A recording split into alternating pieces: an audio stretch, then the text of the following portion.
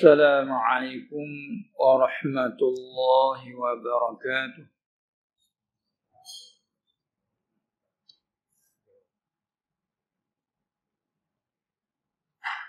بسم الله الرحمن الرحيم.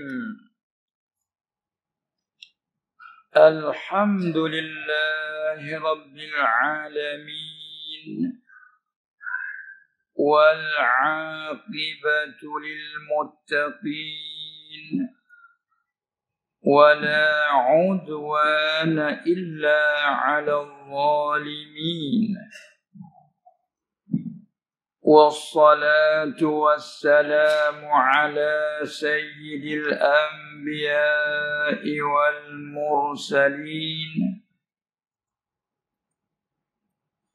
المبعوث رحمة للعالمين وإماما للمقتدين، وعلى آله الطاهرين وأصحابه المهتدين المهديين رضي الله تعالى عنهم أجمعين، والتابعين لهم وتابع التابعين إلى يوم الجزاء والدين.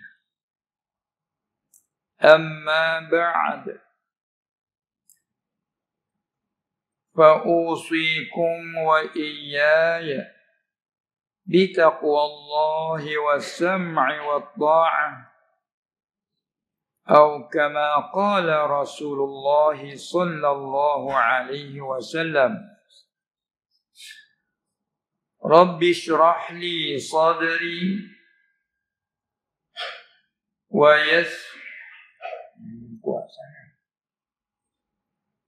ويسر لي أمري واحلل عقدة من لساني يفقه قولي.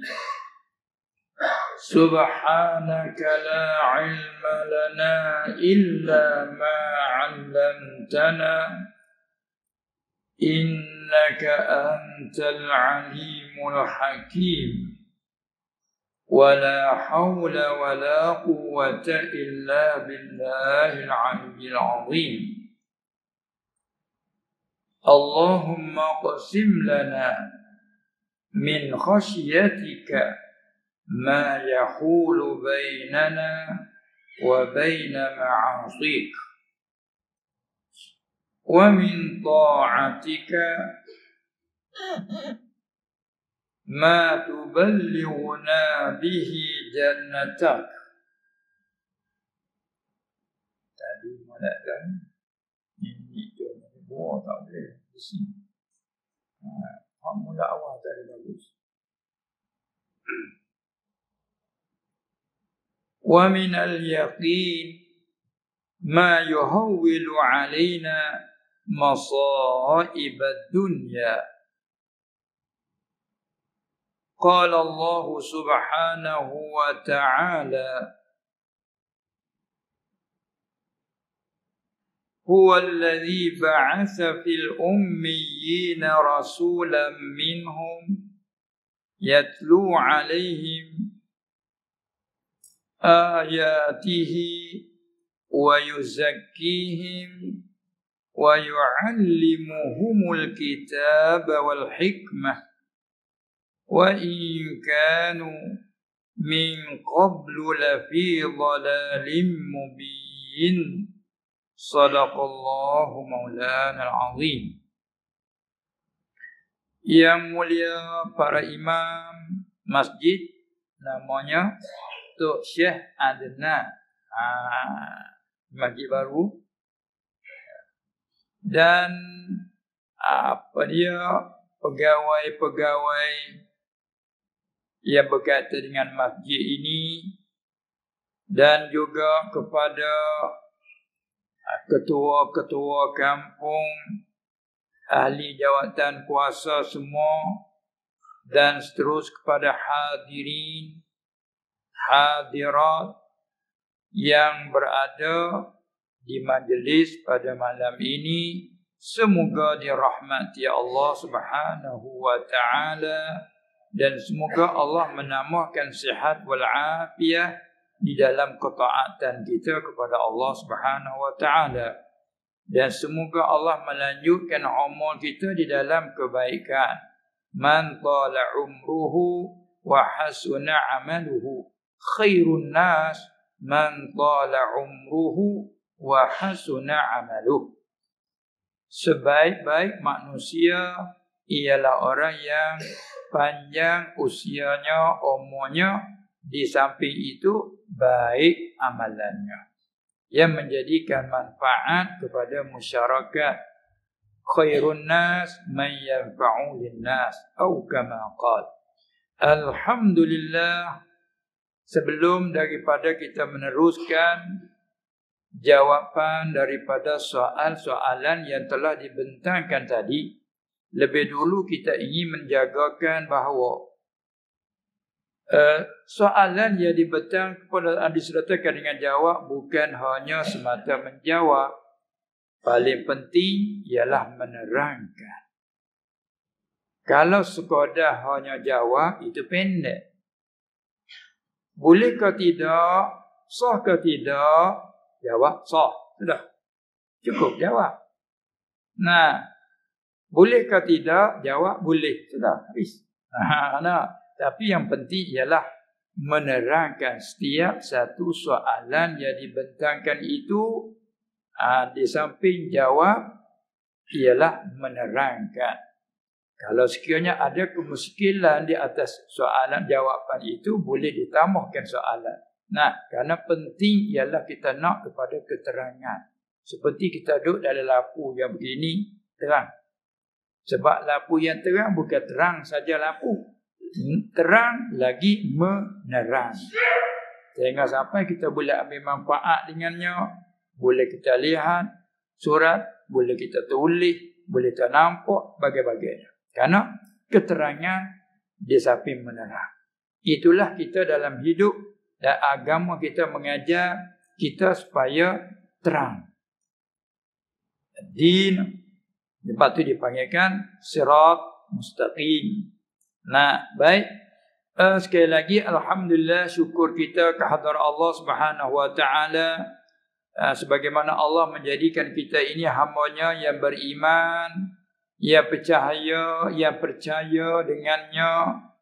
Dalam arti kata huraian dalam ilmu tauhid di sana, percaya dengan adanya, esanya, kuasanya, itu sebagaimana hurai dalam ilmu tauhid.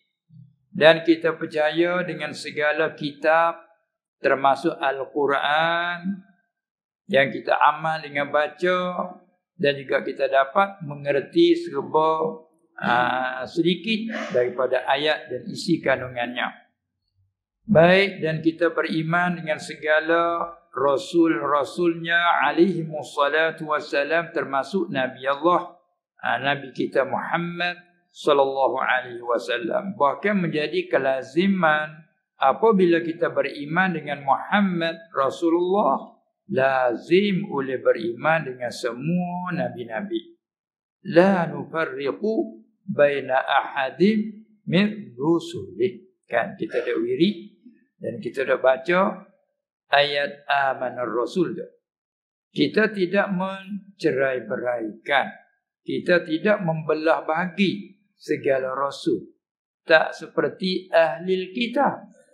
Ayat itu selain memuji orang mukmin, juga sindir. Faham sindir? Sindir kepada ahli kitab.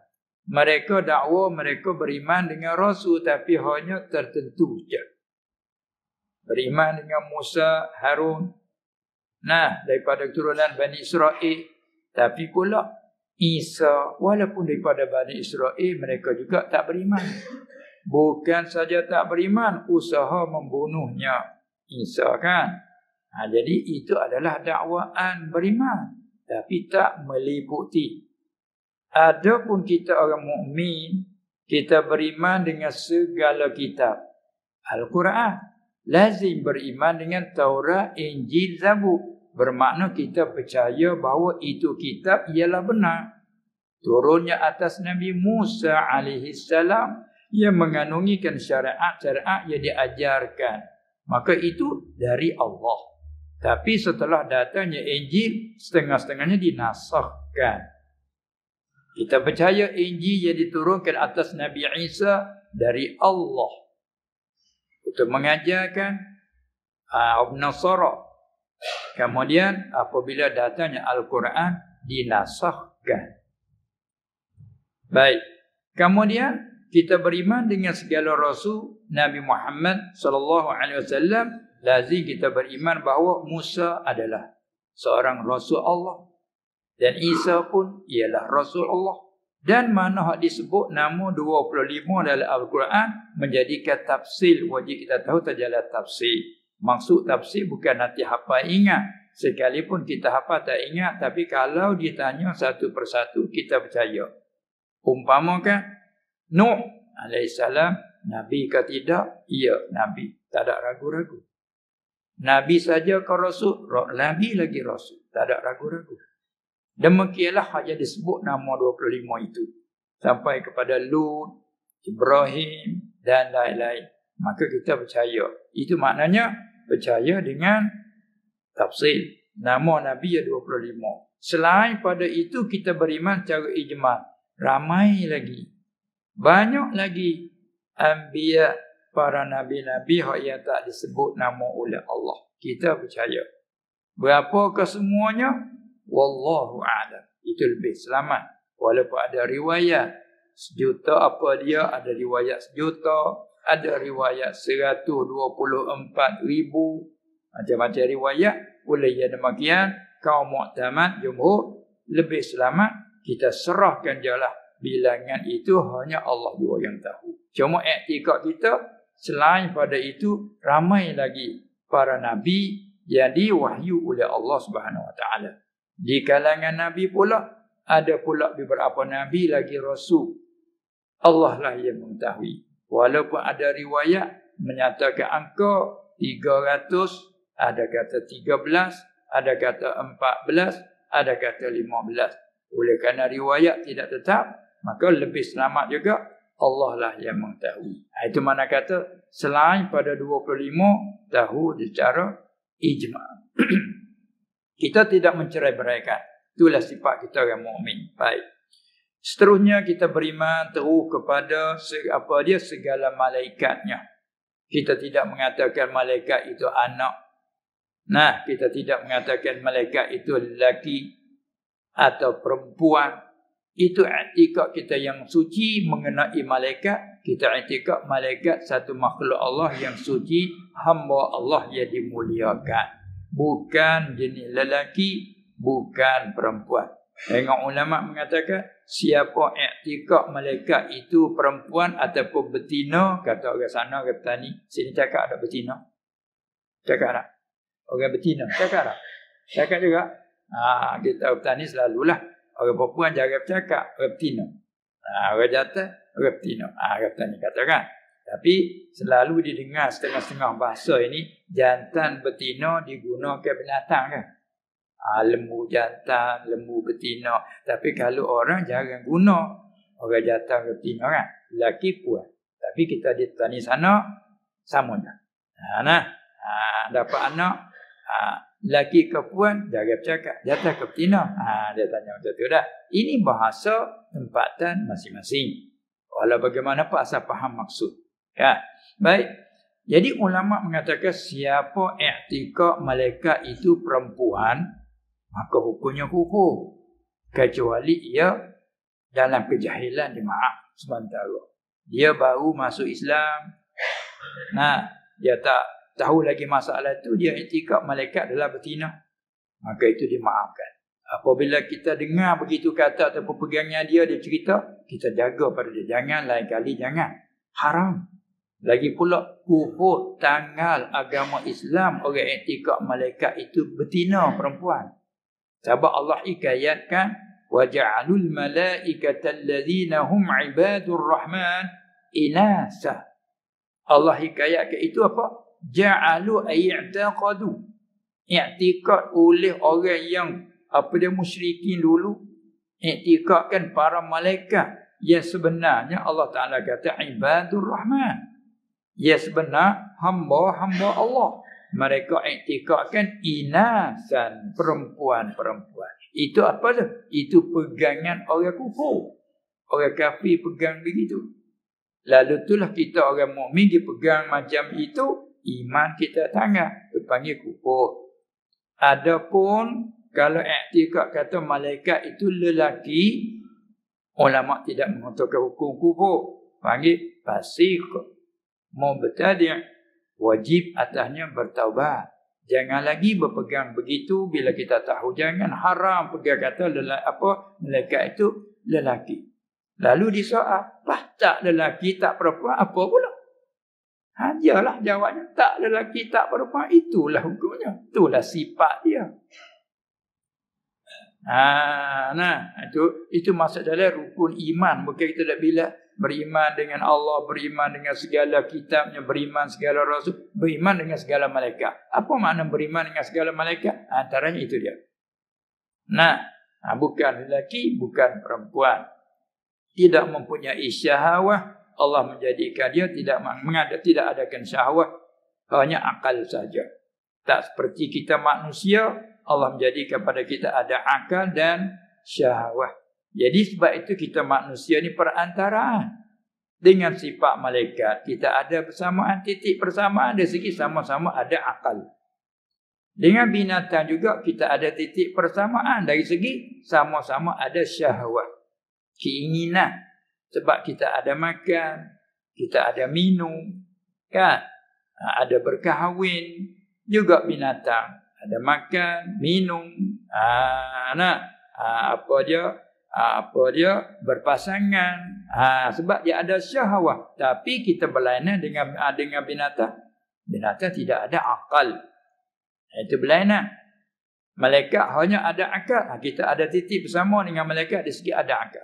Oleh yang demikian dikatakan kita manusia ini, kalaulah syahwat menarik, hawa kita menarik kepada sana, maka kata kita ni banyak menyerupai dengan sifat kebinatangan. Tapi kalau orang yang baik akhlaknya, mulianya itu ini, dikatakan ini orang kata macam malaikat. Itu dia lah. Sebab itu kita ada jihad melawan nafsu, kerana kita ada nafsu syahwat. Adapun malaikat dia tidak ada. Allah Ta'ala menjadikan dia suci, bersih, semata-mata mereka patuh apa yang diperintah oleh Allah. Tak deraka sedikit pun. La ya'sunallaha ma amarahum wa yaf'aluna ma yu'marun. Itu sifat para malaikat. Huraian lanjut dalam kitab semua tu, dalam kitab Tauhid, Usuluddin bicarakan tentang huraian rukun iman. Baik. Seterusnya kepada kita beriman kepada al-yaumil akhir. Hari yang akhir. Tidak ada lagi hari selepas itu. Sebab itu dipanggil al-yaumil akhir. Kan kita duduk dalam dunia ini, hari tak habis-habis. Tengok ini hari apa? Hari ini hari apa ni? Hari Isnin. Besok Selasa. Besok lagi Rabu. Jangan sampai bertemu sampai kepada Ahad, pusing balik. Begitulah tak habis-habis. Diselangi oleh malam. Selagi mana siang diselangi malam, selama itu siang tak habis. Apabila sampainya hari kiamat, hari tidak diselangi oleh malam lagi. Abang panggil al-yaumil akhir. Dan banyak nama dia sampai berpuluh bahkan beratus nama hari kiamat itu. Tilik kepada sifat-sifat, tilik kepada perkara yang berlaku, namanya satu-satu. Al-yaumil akhir, tilik kepada hari yang akhir tidak diselangi oleh malam lagi. Panggil as-sa'ah, tilik pada berlaku dengan sekejap mata. Sa'atah sekaligus. Panggil pula yaumil qiyamah, kerana pada hari itu berdirilah segala yang mati. Bangun semuanya. Tu nama-nama dia tu. Hari yaumut taghabun, hari zahir kerugian.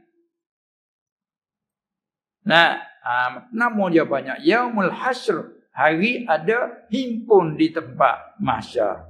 Hari nasr, hari ada bertaburan setelah bangkit dari kubur masing-masing, berduyun-duyun kepada tempat. Nasr. Yaumul hisab, hari peperiksaan. Kan banyak nama-nama dalam Quran sebut tu. Nah, yaumul jam', hari himpun kerana perhimpun kumpul yang terbesar. Yaumut tanad, hari nak. Nak sini tak panggil mana nak. Orang petani panggil nak. Panggil pasar sini. Ni pasar malam, pasar pagi. Kita panggil di sana nak. Nak. Tapi hari ni pun ada dah panggil pasar. Kalau dulu panggil nak. Nak tu kalimah Arab tu lah. Nada yunadi. Apa nak? Nak arti memanggil-manggil, melaung-laung. Kerana orang di nak tidak akan memanggil-manggil. Orang jual kain ni, kain lah ni. Tu dia.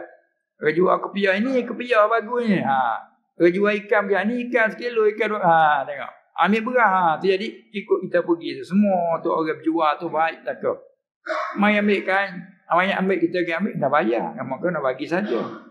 Nak. Jadi duk melaung-laung. Ada pula pakai speaker yang ni, duk royak ni ada. Jadi orang panggil kata, laung-laungan. Tu panggil nad. Maka hari terbesar, nak terbesar, hari kiamat. Allah panggil yaumut tanad. Daripada tanada, yatanada, tanadian. Yang mengaji keladah. Maka panggil hari nak. Tu nak ayat kata, hari kiamat itu namanya banyak tersebab daripada sifat-sifat dan perkara yang berlaku. Kita percaya. Percaya apa? Kata hari kiamat mesti berlakunya. Sekalipun kita tidak tahu bilakah masa yang ditetapkan. Kita tak ada syak, tak ada ragu.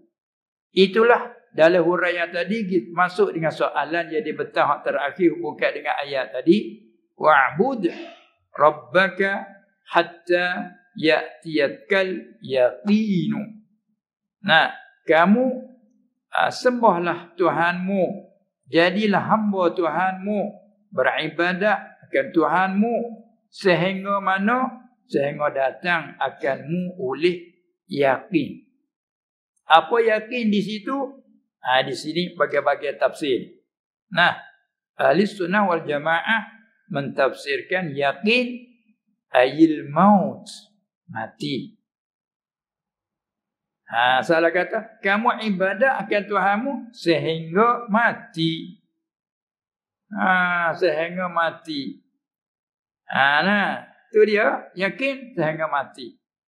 Ada setengah batiniah dia tafsir kata, al-yakin apa? Kita ibadat, sembahyang, solat, apa ibadat ni, sehingga yakin. Bila datang yakin kita dengan Tuhan, tak payah.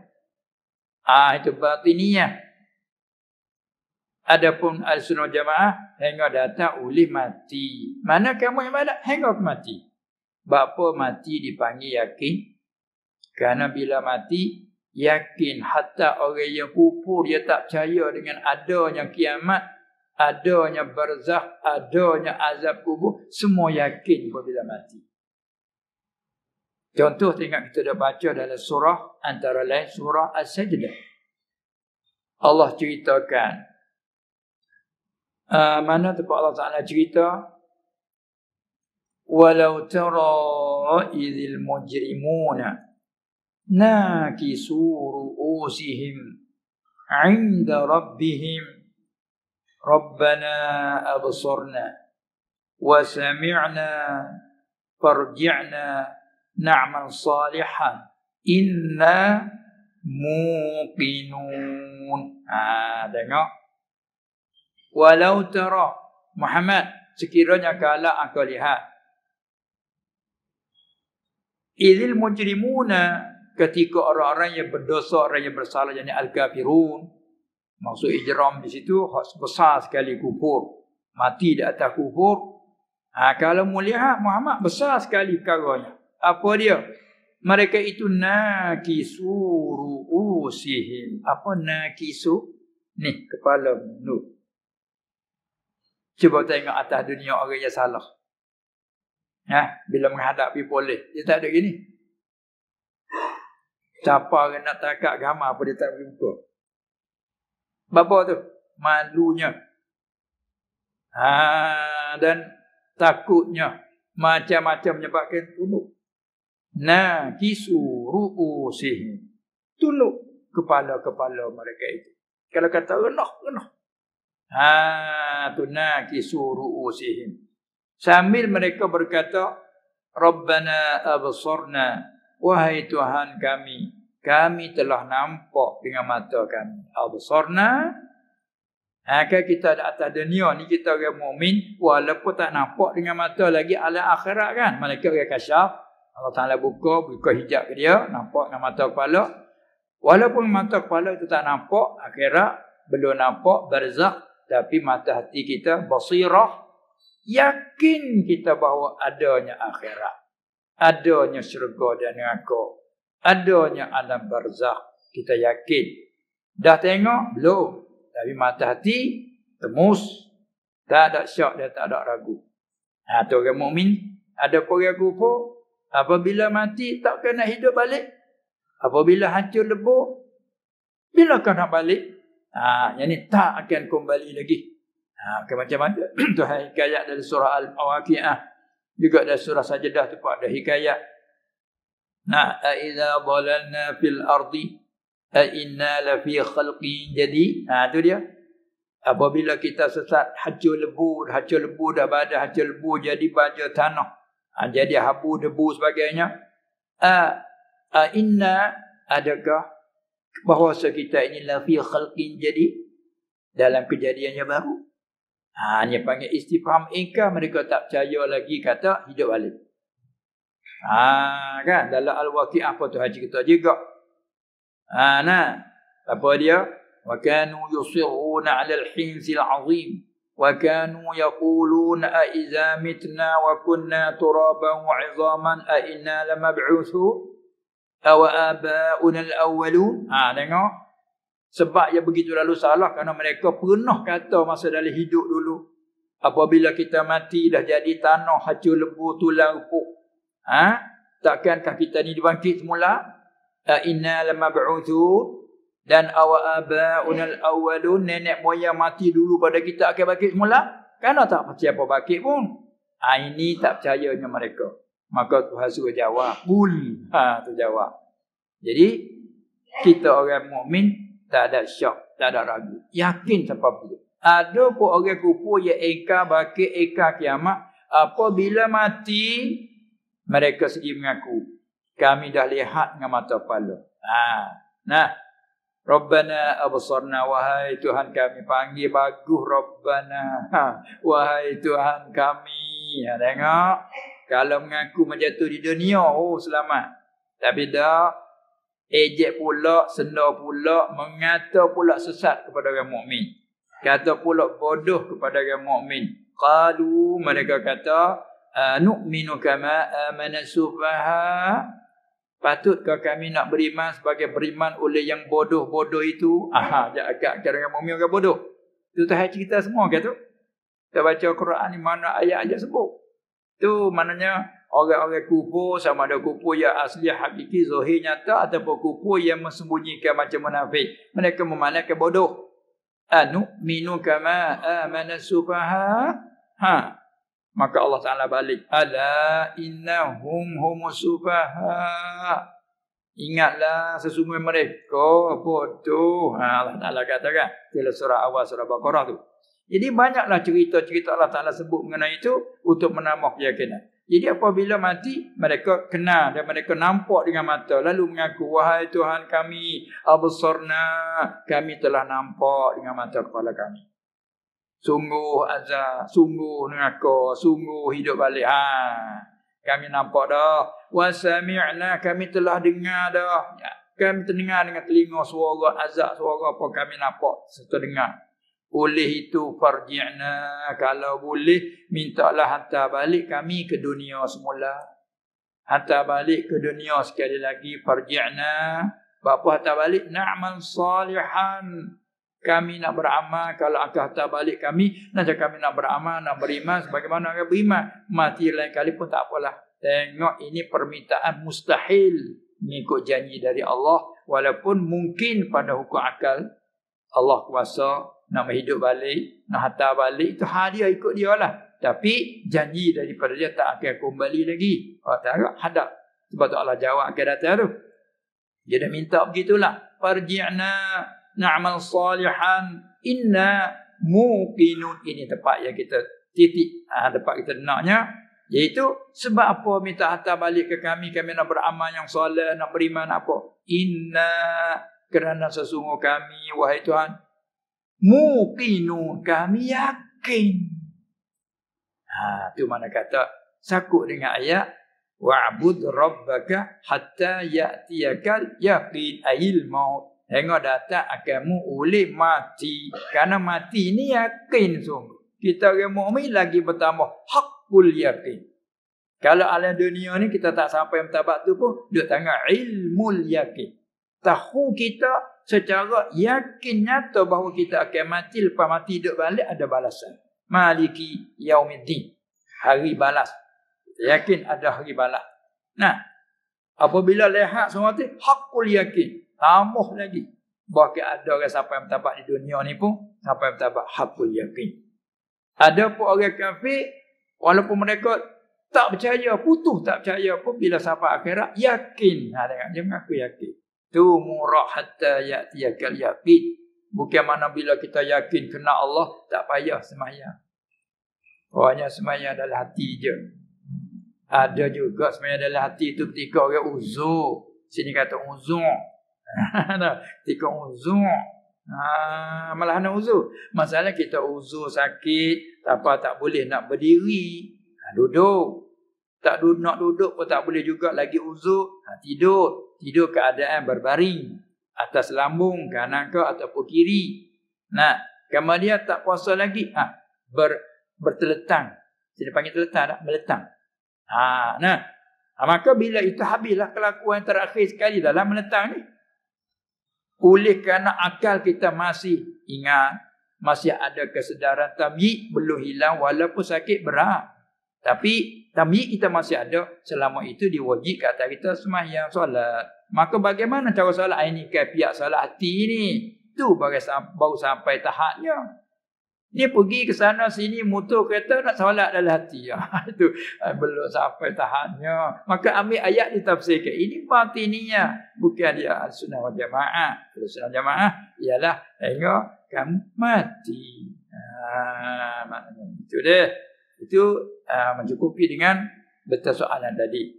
Kembali kepada setelah kita laluan sebagai mukaddimah tadi, maka marilah kita sambung. Ada lagi satu rukun iman yang ke-6, iaitulah beriman dengan qada dan qadar. Semua apa perkara yang berlaku tak akan berlaku semata-mata, melainkan dengan melaku oleh Allah. Itu panggil qada dan qadar. Selepas itu kita kembali kepada soalan yang diberitahu tadi. Apakah soalan awal? Cuba ulangi. Apakah salat daim? Baik. Ini sebagai amalan nak bina di atas iman tadi, kan? Bila kita sudah jadi orang mukmin, sama ada mukmin iman kita asal lagi, yakni keturunan dari nenek moyang ibu bapa kita orang mukmin, jatuh ke kita anak cucu ini mukmin, dengan tidak ada kena mengucap dua kalimah syahadah lagi. Nah, kerana kita ni keturunan. Hatta sehingga mana kalau orang kufur, bila dia masuk Islam, memeluki agama Islam, dia punya anak kecil yang belum balik sama lelaki perempuan, maka orang kata dihukumkan anak kecil itu Islam, iman dengan jalan tab'an lil asl. Nah, ibu bapa masuk Islam, anaknya jadi Islam. Ataupun salah seorang daripada pasangan tu Islam, maka anak juga dihukum jadi Islam. Tu asal peraturan dan hukumnya. Apalagi kita asal lagi ibu bapa kita, nenek moyang kita orang mukmin, maka kita orang mukmin. Bila kita ada iman, tak sempurna iman, mereka ada amal. Sebab dia sebut innal ladzina amanu wa amilu. Kan?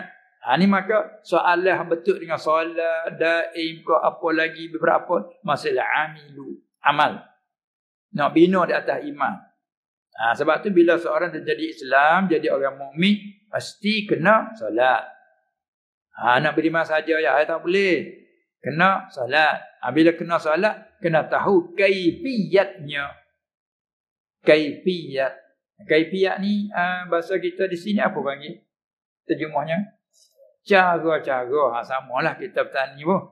Cara-cara. Tengok kita nak makan ubat, ada cara-caranya. Kan? Kena tahu ini ubat cara lomo ke, minum ke, makan ke. Lepas makan, cara-cara makan berapa biji, dan masa mana, makan lepas makanan ke, sebelum ke. Itu cara-cara.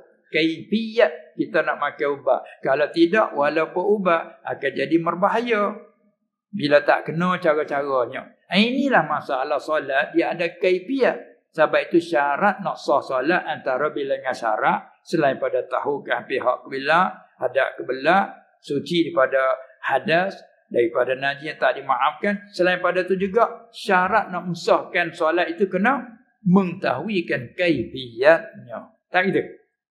Kena tahu mana cara-cara sembahyang. Baik. Maka kita orang solat panggil musalli, seorang yang sembahyang itu ada dalam keadaan sihat. Ada pula dalam keadaan uzur. Maka uzur, bagi-bagi uzur. Maka soalan tadi dia solat daim. Kan? Maka kalimah Arab daim. Dama yadumu dawam. Sifat daim. Ya tu tak? Daim. Apa daim? Dia tak cukup kata saja. Daim. Dia kena ada kait. Daim yang selalu apa? Dia kena ada sambungan dia lagi. Semaya orang daim, semaya orang yang selalu apa? Dia tu biar hadas kan? Waktu dah nak tanya lagi macam mana? Sebab kata daim dia ada daimil hadas. Daimil hadas. Orang yang selalu datang hadas. Maka hadas tu dia bagi pula. Ada bentuk salih hadas tu apa? Panggil salisil baul. Orang selalu keluar air kecil. Sebab jadi penyakit tadi apa? Air kecil selalu keluar. Tertitiknya. Dia panggil daimil hadas dalam bentuk baul. Dipanggil salisil baul. Ada pula orang yang keadaan pada hadas tu salisil rih. Penyakit dia pasal keluar angin. Tertolak angin. Seru tu biasa. Kadang tepi dia ada menyesah. Apa itu? Duk keluar aku duk buah dia. Dipanggil salisil rih. Dan ada pula yang datang keluarnya darah. Salisid dami. Kalau kita ada lelaki keluar darah. Sama ada kubul ataupun dubur. Kalau perempuan mustahadah. Keluar darah. Ingat tidak? Betul bulanan. Ada sebagainya. Itu masalah daim dah. Daim. Salisil dami. Salisil rih. Salisil baul. Salisil apa lagi? Salisil tadi darah, air kecil, angin. Salisil rih. Itulah. Dan seumpama itu. Jadi apabila seorang yang berlaku begitu, penyakit yang diberi oleh Allah, wajib atas kita redha dengan qada Allah. Wajib kita redha kerana kembali bina atas iman tadi. Rukun iman tadi hanya kita dia tidak sambung tu, iaitu beriman dengan qada dan qadar. Takdir dari Allah bahawa kita ditimpa penyakit. Kita tak sekadar pun Allah melakukan. Kita redha dengan qada, itu kebajikan yang besar. Allah beri kebajikan besar melalui penyakit yang kita redha dan sabar di atas ujiannya itu.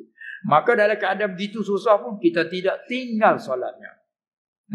Sebab kita tadi hamba wa'bud rabbaka hatta ya'tiyakal yaqin. Kita belum mati. Kita masihnya ada akal, tapi kita masih ingat. Kita mesti solat. Tapi bagaimana cara nak solat? Tak seperti orang ramai. Kerana orang ramai sihat, kita tak sihat. Ada caranya.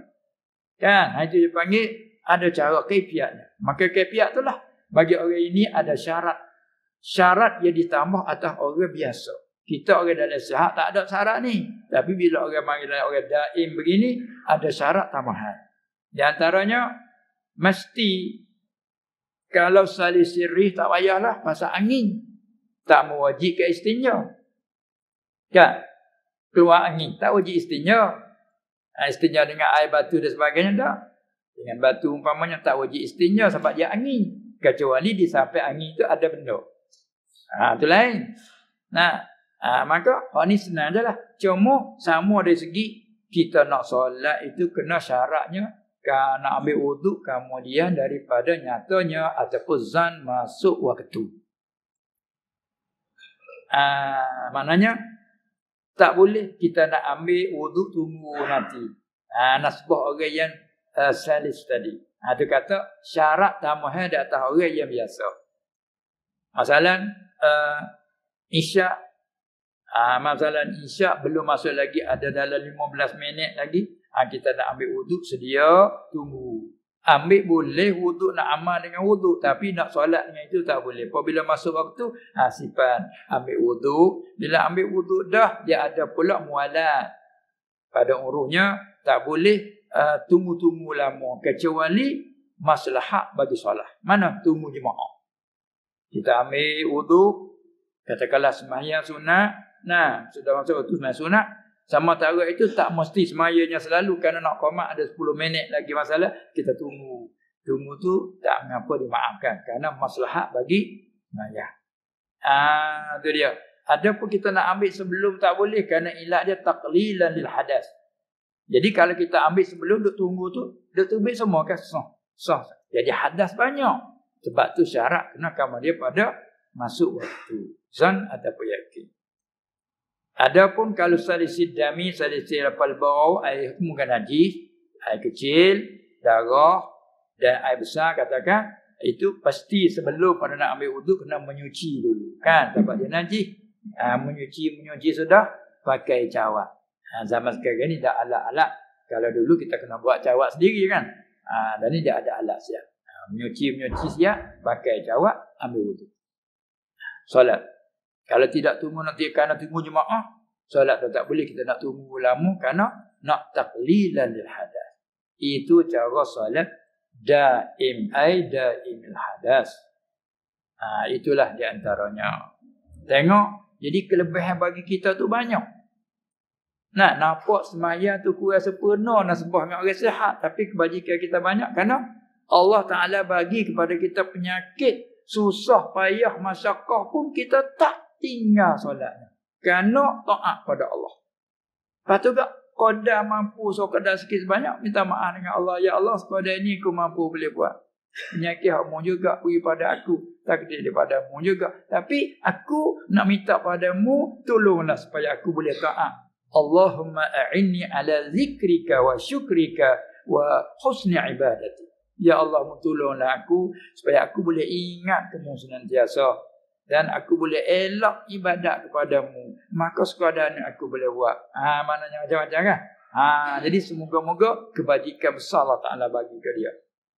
Boleh jadi pula dengan penyakit itu nak kifarat apa-apa yang telah berlaku yang kita tak tahu, Allah mengkifaratkan dengan itu. Sebab tu wajib atas kita redalah dengan qada Allah yang apa telah berlaku ke atas kita. Tu. Baik, gambar dia ada soalan berikut apa? Salahu wusta.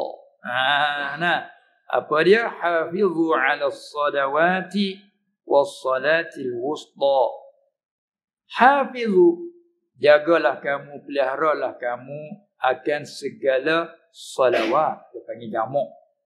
Segala salat, segala sembahyang. Maka situ umum. Segala salawat masuk habis. Kalau kata semaya 5 waktu, habis dah. Zuhur, asar, maghrib, isyak, subuh, habis masalah salawat. Allah Ta'ala kata, hafizu, jaga. Apa makna jaga di situ? Banyak pula tafsir. Di antara, jagakan dengan waktunya. Jangan kita membuangkan solat daripada waktu dengan sengaja, kecuali diizin oleh syarak. Dengan bahawa kita orang musafir dengan cukup syarat, diberi rukhsah, beri lesen untukmu, bolehlah mencabutkan solat daripada waktu zuhur, sengaja ditakhirkan ke dalam asar. Boleh bagimu kerana ada sebab yang mengharuskan. Dengan syarat-syarat di sana. Ataupun bolehlah kamu nak cabutkan asar daripada waktu dia, mari takdimkan dengan zuhur masalahnya. Jamak takdim maknanya. Bila masuk asar, tak payah kita solat kerana kita solat dah. Kerana kita ada sebab yang mengharuskan. Lain pada itu kan mesti kena hafizu. Maksud daripada jagakan solat dalam waktu. Zuhur dalam zuhur, asar dalam asar. Antara lain jagakan sembahyang juga. Jaga dengan mana? Jaga segala rukun dan syarat. Bagaimana kita belajar sana ulama hurai dalam fiqh kan? Yalah tu hurai ayat lah tu. Sebab tu kita dah mengaji kitab-kitab ulama berilmu fiqh, ilmu tasawuf, ilmu usul tauhid. Semua tu ilmu tafsir ayat. Tapi tak panggil ilmu tafsir. Tak panggil mengajar tafsir. Orang mengajar tafsir kan, ambil ayat walaupun artinya sekali lalu panggil ajar tafsir lah tu.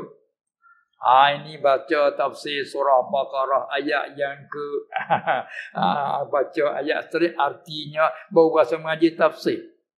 Walha kalau mengaji aqimus salat, mendirilah kamu akan solat. Apa arti aqimu?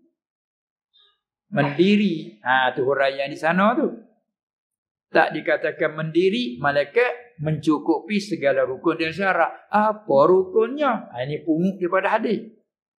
Idza qumta ila salat fakabbir. Innamal a'malu binniyat tu. Ulama pungut sana mai buatkan nak sah solat itu terhenti di atas rukun dan syarat. Maka rukunnya itu ialah 13. Itu belum tilik kepada khilaf. 13. Yang pertama niat, yang kedua takbir, qiyam, bila gilah. Maka tiap-tiap satu dia ada syarat. Nak sah niat, apa syaratnya? Ada muqaranah, ada apa itu? Nak sahkan takbir, apa syarat-syarat bagi nak sah takbir? Kena tahu kalimah Allah akbar, cara bagaimana, panjang setara mana, itu syarat dia pula. Tak sah sembahyang mereka dengan qiyam bagi orang kuasa. Apa makna qiyam? Berdiri betul, bagaimana berdiri betul? Itu tu ulama hurai tu. Semua tu dah hurai aqimus salah, aqimu sebutin baru. Salah. Apa makna salah? Salah pada lughahnya ad-du'a bil khair. Salah pada itu aqwal. Tu ulama hurai semua tu. Itu mana kita dah mengaji kitab ulama huraian bagi Quran hadis tu lah. Kadang-kadang kita seka buruk pada ulama. Tengok bawa pada tak faham kita, tak apa lagi tak faham serta reti kata kita ni tak faham. Kita tawaduk, tapi bila dia ajar, diberi ajar cara bentuk ujuk somongan, sekaligus kita rasa tak ulama, fikir kat ulama. Ini rusak, jangan. Allah memuji ulama, Nabi memuji ulama sallallahu alaihi wasallam, kata kita mencela ini salah. Baik. Jadi hafizu ala salawat. Semua sembahyang kamu jaga. Arti jaga lebih kurang tadi. Huraian selanjut di sana. Salawat segala sembahyang. Termasuk 5 waktu. Hak wajib. Bila hak wajib termasuk begitu. Hak sunat juga. Sebagai orang katanya nak mensempurnakan. Baik. Allah menyebut lagi. Wassalatil wusta. Di sini satu pengajian. Orang panggil apa dia ni? Min atfil khas alal am. Kalau mengaji dalam ilmu balaghah. Sedangkan jagalah kamu, peliharalah kamu akan segala solat, meliputi semuanya. Sebut lagi dan solat wusta. Apa lagi? Ulama mai tafsir ada macam-macam pula kaum tentang tafsir. Apakah yang dikehendaki solat wusta itu? Ada yang mentafsirkan solat asar. Kehendaki solat wusta itu. Ada yang ditafsirkan solat subuh. Ada juga ditafsirkan solat zuhur. Ada juga ditafsirkan maghrib isyak. Semua 5 tu ada tafsir. Bahkan ada juga tafsir solat jemaah. Solat wusta. Jadi tepat menjadi tafsirannya. Satu bahadi kalimah al-wusta. Daripada wasat. Awsat. Khairul umur. Awsatuha. Sebaik-baik segala pekerjaan yang wasat, yang sederhana, yang pertengahan. Maka barang tengah ni baik. Tu wusta. Maka tak kala itu macam-macam tafsir. Semua tak ada alasan. Kalau orang pandai melihat kitab, merajaahkan kitab, Kitab tafsir lagi besar, lagi banyak huraian. Tafsir Imam Al-Qurtubi, dia tafsir panjang mengenai dengan salatul wusta. Jadi yang kita makrufnya ialah dalam sebanyak-banyak kaum itu, ulama memilihnya di antara sebanyak kaum mentafsir solat wusta ialah dua. Satunya solat subuh, satu lagi solat asar. Banyak mengatakan muktamad solat asar. Adalah alasan sebab kata solat asar kerana beberapa sebab. Antara lain pada suatu peperangan, sebelum pada turun ke kaifiat solatul khauf ataupun solat siddatil khauf. Kan? Jadi Nabi SAW dengan sahabatnya sembahyang zuhur. Jadi Quraisy duk muraqabah, duk ita, dia lihat puak Nabi duk sembahyang. Puak Quraisy dah tengok. Tapi orang panggil tak dikehendaki Allah, tak ada gerak nak pergi serang. Kalau dia serang tu pada adat kata kan, itu. Setelah selesai Nabi SAW sembahyang zuhur bersama sahabat, puak Quraisy kata, sesal kita. Menyesal kita tidak serang ketika tadi. Kerana tahulah orang sembahyang tak boleh buat apa tadi. Kalau kita serang habis. Sesal kita tak serang ketika itu. Tengah dia ada sebut sesal, gitu-gitu. Kata ketua-ketuanya, tengok dia tahu. Quraisy zaman tu dia kata tak usah kita duka. Kerana ada lagi sembahyang yang mereka tak akan tinggal dan lebih kasih kepada ibu bapa mereka lagi. Dengan ibu bapa mereka, dengan apa saja mereka lebih kasih sembahyang. Apa sembahyang asar? Nanti kita serang ketika itu. Dia kena sembahyang semata. Tak usah kita duka cita hak lepas itu. Kita ada lagi peluang untuk kita. Ini ulama kata tengok tara Quraisy pun tahu kata solat asar ni lebih. Ini setengah pada ulama yang menterjemahkan kata solat wusta ialah solat asar. Banyak lagi lah. Dah baca kapas yang pandai melihatkan murajaah kita di sana. Itulah di antara kaum mengatakan solat asar. Panggil solat al-wusta, mana yang lebih pada yang lain.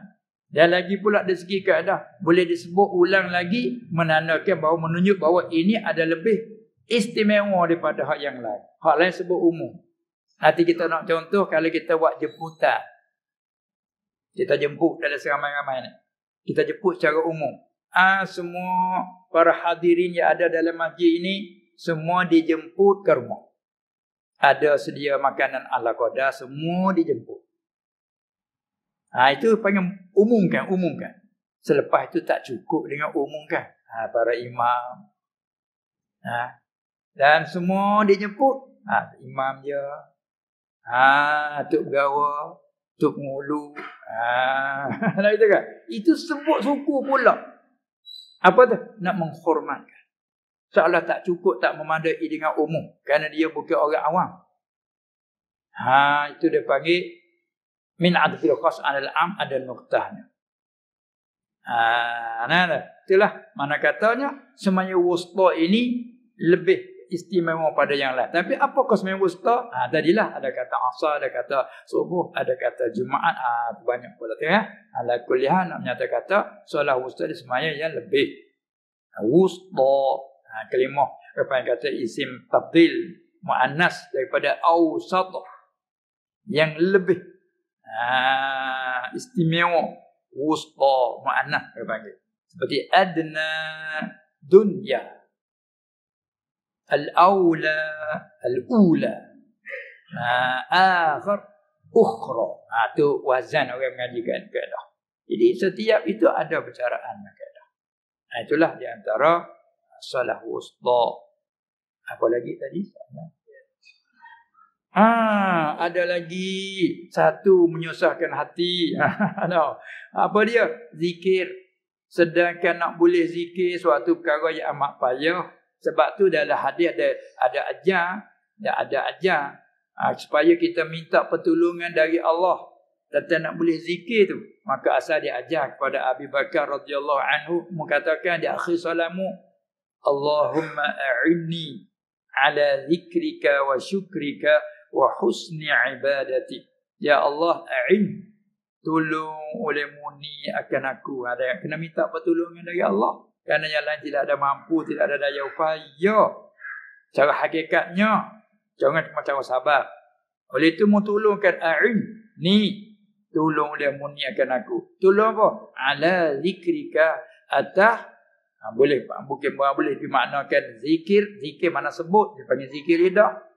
Dan zikir mana hati. Dia panggil lafaz mustarak. Lafaz zikir dipakai dua pengertian. Zikir qalbi, ingat. Zikir lisan, panggil sebut. Maka biasa kita apabila itlaq zikir, dipakai makna sebutlah. Sebut Allah. Sebut Allah. Ada maknanya zikir. Kamu tolonglah aku atas sebutkanmu. Bila aku dah sebutmu. Kata basah lidah dengan sebut. Pada hadis aksiru zikrullah hatta yaqulu majnun. Kamu membanyakkan sebut Allah sehingga berkata mereka itu ayil munafiqun, orang munafik. Ada riwayat lain sarah dengan hatta yaqulul munafiqun. Ayat lain atau hadis lain kata hatta yaqulul munafiqun innakum mura'un. Satu riwayat hatta yaqulu majnun. Membanyakkan sebut Allah sehingga kata oleh orang munafik kata kepada mu yang gila. Gila. Membanyakkan sebut Allah, banyakkan zikir sehingga mereka kata mu gila. Banyak dia. Dia kata gila tak jadi. Sebab tak ada gila dia jadi. Mengaji tak mengaji kau tak gila kau mengaji. Kan? Kerja tak jadi kau tak gila kau kerja. Dia kena ada gila. Lain tu ke? Dengar Nabi Muhammad SAW membaca Quran, menyampaikan dakwah, hingga kata dia gila. Wa in yakadu alladhina kafaru la yuzliqunaka bi absarihim lamma sami'u dhikr wa yaqulu innahu lamajnun. Tengok. Jadi kita zikirkan. Kamu dia kita buat amallah dengan zikir. Bila sebut zikir arti sebut Allah, kita pakai zikir lidah dulu dah. Bila sebut Allah, terkadang hanya ada pada lidah saja. Tidak berserta dengan hati. Ini kebanyakan kita orang awam. La ilaha illallah. Zikir itu panggil tahlil. Subhanallah, subhanallah. Zikir itu panggil tasbih. Nama dia tertubik pula. Cawangan daripada zikir itu panggil-panggil kerana tilik kepada arti dan makna itu pula. Subhanallah, panggil tasbih arti menyucikan Allah. Subhanallah, maha suci Allah daripada segala sifat kekurangan yang tak layak dengannya. Puji Allah, alhamdulillah, alhamdulillah, panggil tahmid zikir itu. Allahu akbar, ucap keagungan Allah, panggil takbir. La haula wala quwata illa billah, panggil ucapan hauqalah, mengaku tidak ada daya upaya selain Allah. Semua tu zikir. Sebab bila sebut Allah panggil zikir lah. Allah akbar. Tu zikir dia. Takbir. Ada sebut Allah. Selawat pun zikir. Allahumma salli ala Muhammad. Ya Allah, turunkanlah rahmat. Menurunkanlah rahmat. Ada. Sallallahu alaihi wasallam dengan sebut Allah. Panggil zikir. Itu zikir selawat. Hatta baca Quran. Panggil zikir. Inna nahnu nazzalna zikra. Sesungguhnya kami telah menurunkan zikir. Quran. Quran panggil zikir juga. Bahkan sembahyang pun zikir. Allah panggil zikir juga ke sembahyang. Idza nudiya lis-salati min yaumil jumu'ati fas'au ila apa? Ila zikrillah. Panggil zikir. Yang ni solat Jumaat. Ayat zikir ni ingat ke Allah. Orang ada ingat solat dia tak tinggal. Orang ada ingat ke Allah, dia sebut tu. Bila apa dia kosong daripada bercakap manusia, ada subhanallah, subhanallah, la ilaha illallah, la ilaha illallah. Bila bertemu manusia, berbicara, cakap itu, cakap ini. Tapi walaupun bercakap mukhatabah dengan manusia, zahir bercakap berhadap dengan manusia, tapi hati tak lenyap Allah. Panggil zikir dalam. Nabi sampai ke situ tu, maka masuk. Kena melalui zikir lidah dulu. Maka bila kita berzikir lidah, bagi-bagi bentuk zikir, tapi tak pergi pada hati, mari satu kesusahan. Ini ujian. Ini saya ambil peluang ni kadang-kadang ni. Tak jadi mu zikir lidah saja, hati lain. Nanti kita berhenti. Jangan. Supaya kita semayang tak khusyuk. Orang kata siapa semayang tak khusyuk, apa dia? Sia-sia saja. Baik tak semayang. Tak itu. Kita ukur sendirilah tu. Baik tak semayang. Tengok tu. Ini ujian. Jangan kita teruskan. Sekalipun kasakah semayang kita tak khusyuk. Kita teruskan semayang. Sekalipun pada awal kita pergi semayang jemaah. Walaupun ada riak. Teruskan jangan berhenti. Walaupun kata semayang ada riak. Tak jadi. Batal pahala. Ya, kita teruskan terus. Akhir-akhir Allah menghilangkan. Kita tak ada daya payah. Supaya kita semayang dulu masa kita kecil dulu. Masa kita budak kanak-kanak dulu. Semayang kerana takut ke siapa? Ayah. Kamu dah besar. Kamu dah dewasa. Kamu dah 10 tahun. Kamu tak semayang lagi. Ayah akan pukul. Kita takut pada pukulan ayah kita semayang. Kadang-kadang ayah tak tanya kita diam. Buat waspada tanya dah. Macam mana ni? Maya dah maghrib. Kadang nak cuba nak dusta kan. Maya dah. Maya bila? Sudah. Baik saya semayang. Itu kerana siapa? Kerana ayahnya. Bukan kerana Allahnya. Kerana ayahnya. Takut ke ayah. Tapi kita semayang berakhir-akhir. Tak ada kerana takut ke ayah lah. Sudah jadi lekat tabiat dah. Ayah suruh tak suruh pun. Ketika subuh kita jaga, kita bangun tak nanti ayah. Tak payah ayah menjaga kan. Ni panggil blind dia tu. Demikianlah kita semayang. Walaupun tak khusyuk. Dalam semayang macam-macam dia mari. Kan. Pun kita terus ke semayang. Perubahan tu akan Allah yang menentukan. Bukan kita yang boleh menentu. Demikianlah kita zikir di luar solat. Apa yang kita nak zikir. Apa itu kita terus jadi istiqamah. Jadi istiqamah. Jadikan wirid. Jadikan wirid. Bila wirid seolah-olah berasa wajib. Tak buat pasal tak selesai. Tak sudah lagi tak buat. Kan? Supaya kita semayang. Sudah semayang biasanya wirid. Tak sedap sudah semayang tak wirid. Itulah astagfirullahalazim. Berapa kali apa. Wa illa hukum. Ada sampai kalau kita ada berasa ada lorak sikit. Ada kegaduhan orang kata ni panggil. Kita rekah-rekah kan sambil berjalan. Tapi tak tinggal dia dah wirid balik. Astagfirullahalazim. La ilaha illallah wallah. Masalah. Wa illa hukum nak baca. Tekah tidak ada sibuk, kita duduk. Tapi mana kita tak tinggal sebab sudah jadi tabiat, sudah jadi adat bagi kita. Tengok kalau kita mengaji bab puasa.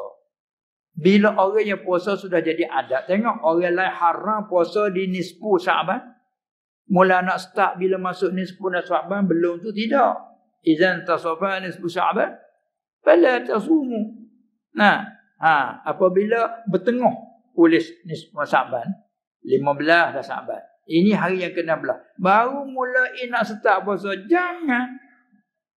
Malaikat orang selalu beradab puasa. Nasabah kata tak termasuk dalam jangan.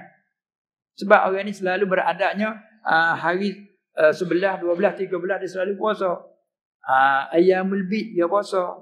26, 27, 28, 28, 27, 28, 29. Selalu dia puasa. Dia panggil ayyami sud. Maka bagi orang ni tak ada haram pun. Jaga Senin, Khamis, Isnin, Khamis. Ataupun orang 2 hari dia selangi, sehari dia puasa. Bagi orang ni tak ada kena-mengena dengan jangan. Boleh je. Hari Syak. Kemungkinan keesokan ni 1 Ramadan. Bulan 29. Tengok kelihatan bulan, tak dapat sabit diisi qadi dan sebagainya. Tapi ada manusia, masyarakat dia bercakap, kami nampak tadi bulan. Kami nampak. Tapi tidak menyaksi pada qadi ataupun dia menyaksi, tidak diterima oleh qadi kerana tak cukup syarat. Tapi bagi kita yang mendengar, boleh jadi tu. Boleh jadi tu. Maka orang pakai esokkan Syak. Boleh jadi 1 Ramadan. Boleh jadi 30 Syaban. Syak. Haram atas kita puasa Syak dengan syarat dibahas di sana. Tapi nasabah orang beradab tadi, kebetulan hari Syak, hari Isnin. Tak apa bagi dia puasa. Sebab dia sudah jadi adat dia. Ini nak kata, zikir kita jangan berhenti. Biarlah dalam zikir itu rata dia pergi pun. Ibarat kita dah zikir di surau, dah zikir di masjid. Hati rata ke dalam kebun, ke dalam bandar. Biar teruskan tu kan. Akhir-akhir kelamaan Allah Ta'ala menyucikan. Itu jaga kan. Kadang-kadang dia syaitan dia mari mengwas-waskan. Allazi yuwaswisu Fi sudurin nas. Itu kebiasaan sifat dia.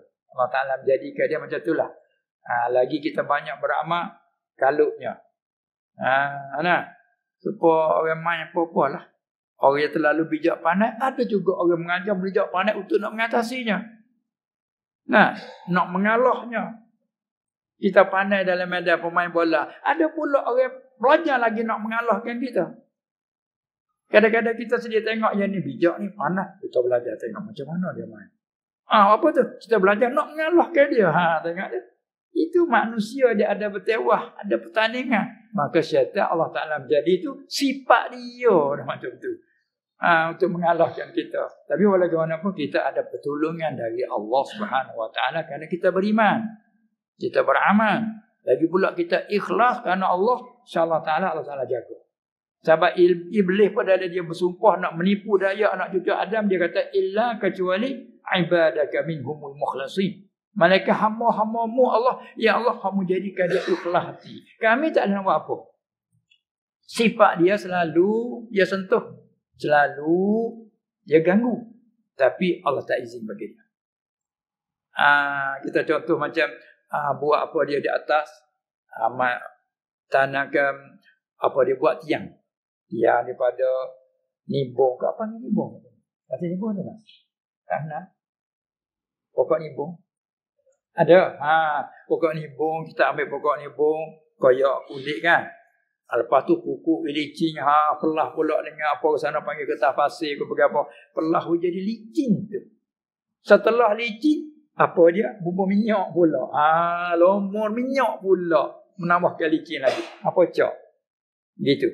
Kawannya letak di atas ini suatu perkara. Letak di atas duitnya, emasnya, apa saja. Kemudian kita suruhlah kanak-kanak kan untuk nak jadi keramaian. Naik. Siapa dia boleh naik sampai sana, ambillah barang di sana. Oi, bersungguhnya kanak-kanak kan.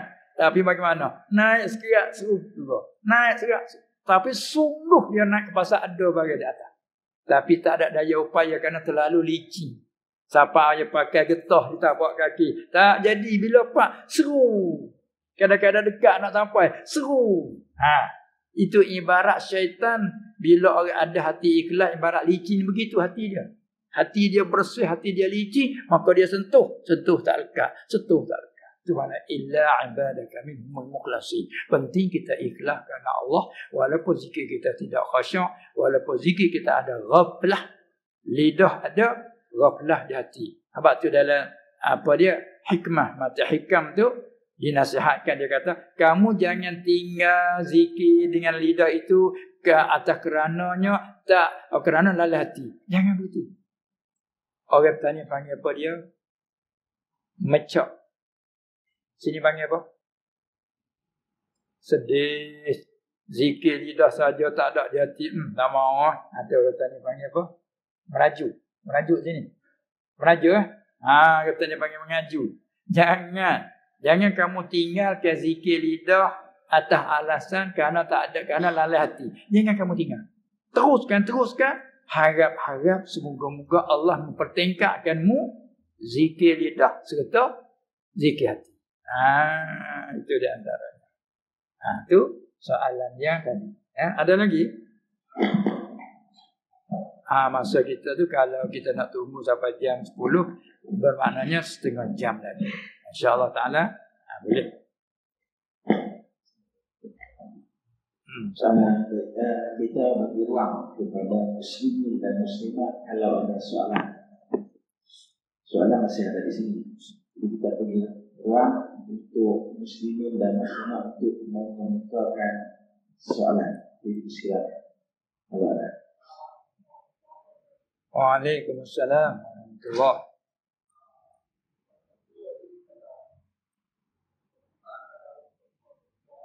Assalamualaikum. Kurang nyata. Ya, baik. Kalau boleh masuk dekat, masuk kerana kurang nyata. Boleh. Assalamualaikum warahmatullahi wabarakatuh. Waalaikumsalam. Soalan dia tadi kita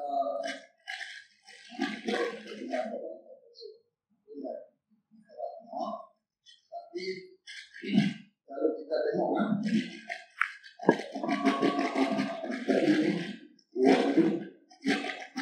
oi, tak nyata, tak nyata. semua kata Sana. tak tahu. Rasa apa yang terjadi.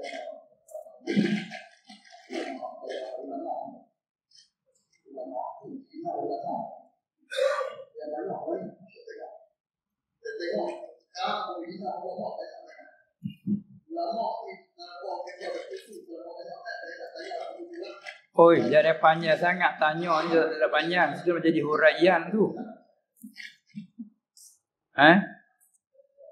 Nak tanya. Tu tanya. Nah.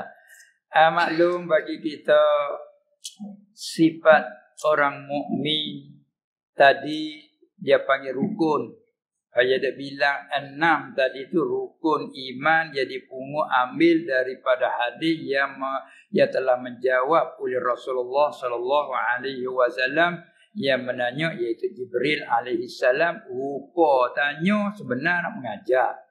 Nah, dia masuk dengan rupa manusia ketika Nabi SAW duduk bersama-sama sahabat dengan ringkasnya, datanglah Jibril, tapi main dengan rupa manusia sehingga sahabat dapat lihat pada hari itu, tapi tak kenal siapakah. Seka-sekanya manusia biasalah. Datang dengan ringkas, masuk tanya. Akan apakah iman? Akhbirni anil iman. Maka Nabi pun SAW jawab sebagaimana sebut tadi. Daripada situlah ulama dan kita diajar rukun iman ada 6 perkara. Ajar kanak-kanak kita pun ingat zaman kecil lagi kan. Itu dia. Diajar. Hingga sampai buat bentuk syair, bentuk lagu pula ajarnya. Bentuk nama menggalakkan kanak-kanak. Nah, rukun iman ada 6 perkara. Itu asas dan rukun untuk nak jadikan seorang itu ada iman. Bila seorang itu ada iman, panggilnya mukmin. Nak jadi mukmin itu dia rukun. Luput satu rukun bukan mukmin. Nah, itu rukun dia seperti kita mengaji rukun wudu. Dalam mazhab Syafi'i rukun wudu ataupun dengan kata lain fardu wudu ada 6 perkara. Nah, barang yang terhati nak sah sesuatu dan ia juzuk bagi sesuatu. Itu rukun. Maka 6 perkara bila niat sampai akhir tertib. Jadi kalaulah buang satu daripada 6, maka tidak jadi. Begitulah orang mukmin, kalau tidak ada satu daripada 6 tu, maka tidak jadi. Bila kita ada semua 6 tu, maka jadilah orang panggil mukmin. Hingga kamil tak kamil, sempurna tak sempurna, dia kena mari ihsan. Iman Islam. Setelah dia jawab 6, maka dia tanya pula akhbirni anil Islam. Jawab Islam yang kita dah sebut rukun Islam ada 5 perkara. Itu pungut daripada hadis itu. Di antara lain bunyal Islam ala khamsi, semua tu ialah bilangkan rukun Islam 5. Tetapi ulama jaga bahawa rukun Islam tadi berlainan dengan rukun iman. Rukun iman, rukun hakiki. Ada rukun Islam dia panggil, itu dia panggil tasbih je. Sebenarnya dengan mana mu'zam. Di beberapa perkara yang terbesar dalam Islam, dengan mana tak nyata tidak ada 5 ini. Tak nyata kata orang itu Islam. Mana sebesar-besar dalam Islam 5 ini hingga dibanding seperti rukun. Dengan cara balaghahnya kata rukun Islam. Dengan dalil kalau rukun hakiki, orang Islam tak sembahyang, semata-mata tak sembahyang kufur. Sebab rukun ni tak rukun hakiki. Selagi i'tikad mengaku bahawa sembahyang 5 waktu adalah wajib. Atas saya wajib, atas semua orang mukallaf yang Islam khususnya wajib mengaku. Tapi sampai masa solat tak solat. Mengaku puasa Ramadan wajib atas semua Islam yang tidak ada keuzuran apa semua sekali. Mengaku. Tapi dirinya tak puasa. Itu apa? Itu Muslim. Tak ada tangan Islam. Malaikat dia i'tikad tak wajib atas saya sembahyang. 5 waktu dengan tak ada uzur. Itu dia panggil bukan turut tangan rukun i'tikad. Itu dia. Baik. Maka apabila kita dah jadi Muslim, jadi mukmin dengan adanya rukun iman tadi, dengan ada pula zahirnya di Islam, maka panggil mukmin lagi Muslim. Nak sempurna iman dan Islam kena masuk satu lagi ihsan. Apa dia panggil ihsan ini apa? Syartul likamalil imani wal Islam. Syarat bagi sempurna. Bukan syarat bagi nak sah. Syarat bagi sempurna. Nak sempurna iman kena ada ihsan. Nak sempurna Islam kena ada ihsan. Apa bicaranya ihsan? Ambil daripada sebutan jawab Nabi SAW. An ta'budallah ka'annaka tarah. Fa in lam takun tarahu fa innahu yarak. Itu ihsan. Mana akau ibadat kena Allah seakan-akan akau itu lihat Allah. Macam kita duduk begini. Kita duduknya berada. Sekalipun kita tak nampak dengan mata kepala. Tapi mata hati kita musyahadah senantiasa akau lihat Allah. Dia panggil timbullah ikhlas. Marilah. Dia panggil syarat. Maka di antaranya pula. Bila kita beriman dengan kitab. Masalah rukun iman tadi. Kita beriman dengan kitab Allah. Beriman dengan Rasul alaihi wassalam termasuk Nabi Muhammad SAW. Apa makna kita beriman dengan anak Nabi? Dengan mana kita percaya ke at-tasdiq bima jaa bihi Nabi SAW. Mana kita membenar apa yang mendatang oleh Nabi SAW. Maka setengah daripada kitab, setengah daripada hadis yang mendatangkan al-ulama warasatul anbiya. Tengok. Ulama apabila itlaq, kaedah kita pula dia kata ulama ni banyak, tak payah tafsir lagi. Kerana apabila itlaq, al-lafzu idza utliqa insarafa ila al-kamil. Bila kata al-ulama ayil kamilun al-amilun bi ulumihim. Tu apabila itlaq. Sebab ulama kalau murad lain dia kena kait. Ulama isu dia kena kait, jangan itlaq ulama saja. Bila murad lain ulama isu, ulama ahli kitab. Tu lain. Ni al-ulama. Pasal apa dia ulama? Warasatul anbiya. Warasah kan mengaji kalimah dia panggil jamak. Taksir daripada waris. Warisun bila ramai warasah. Kalau kita arti Melayu apa dia warasah? Yang cuba kita terjemah sikit. Ada dia kata ulama ni pewaris. Tak habis tu capur tu. Kalau gulai capur terung lah. Nak gulai semata. Sebab arti habis jadi Melayu. Warasah, jamak waris. Apa waris Melayu kita? Yang ulama itu ialah segala orang yang mempesakai. Tu mana orang yang makan pesako. Orang yang menerima pesako.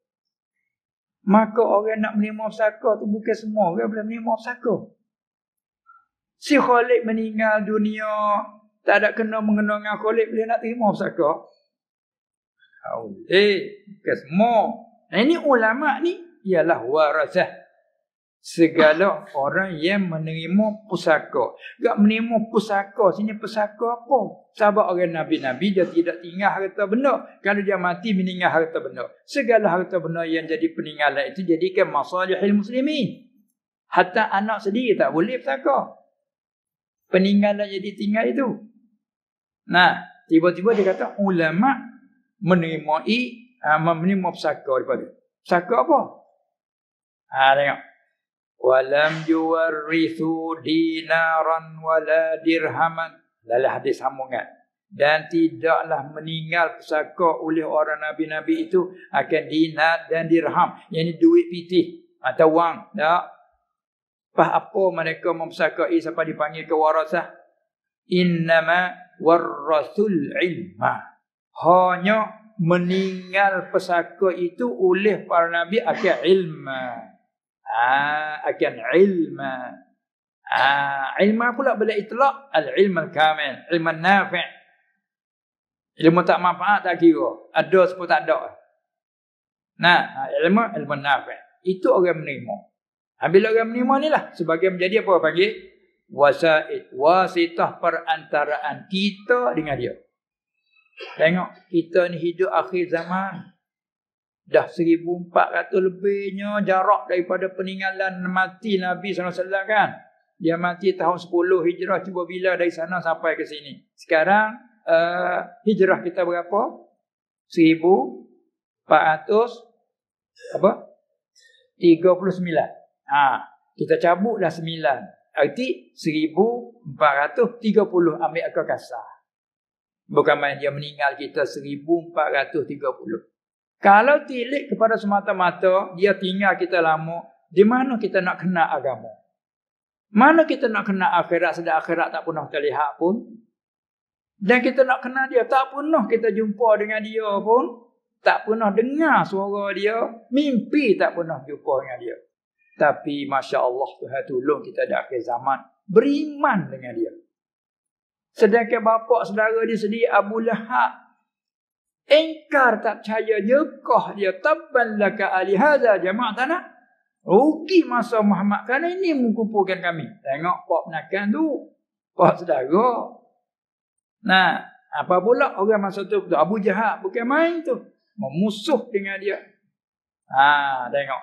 Pada dia terima Muhammad, baik dia mati. Dia pilih mati pada terima Muhammad. Bukan main. Allah Ta'ala tak buka. Tapi walau bagaimana kita jauh sekalipun, jarak jauh tapi tidak putus. Kerana ada perantaraan siapa? Ini antara ulama daripada sahabat. Nah, pada umumnya orang yang ada semasa dengan dia, beriman dengan dia. Nah, itu panggil sahabat. Sekalipun mereka tak alim. Bahkan seumur hidup tengok sekali je. Maka panggillah sahabat. Maka di kalangan sahabat ada yang alim, ada yang tidak alim. Maka yang tidak alim panggil awam. Maka yang alim panggil ulama us-sahabat. Ulama sahabat bila sama sahabat musyrik pergi tanya mereka. Abdullah ibnu Umar, Abdullah ibnu Abbas, Abdullah ibnu Mas'ud, Abdullah ibnu Amr bin As. Itu radhiyallahu taala anhu di kalangan ulama sahabat, yang tuanya yang muda. Mereka itu turun menurun walaupun Nabi dah tidak ada. Ini khulafa pula dah, Abu Bakar, Umar, Uthman, Ali. Ini mereka sambung menyambung. Maka orang yang tak sepat dengan Nabi SAW, maka dia sepat dah dengan sahabat. Dipanggilkan tabi'in. Mereka pula belajar mengaji. Bagaimana kamu tengok Nabi SAW semayang. Bagaimana kamu Rasulullah cara dia ambil wuduk. Mereka ni ajar. Saya tengok, saya lihat, saya dengar. Dia kata. Maka wajib mata mereka menyampai. Balighu anni walau ayatan. Kalau tak menyampai, tak boleh.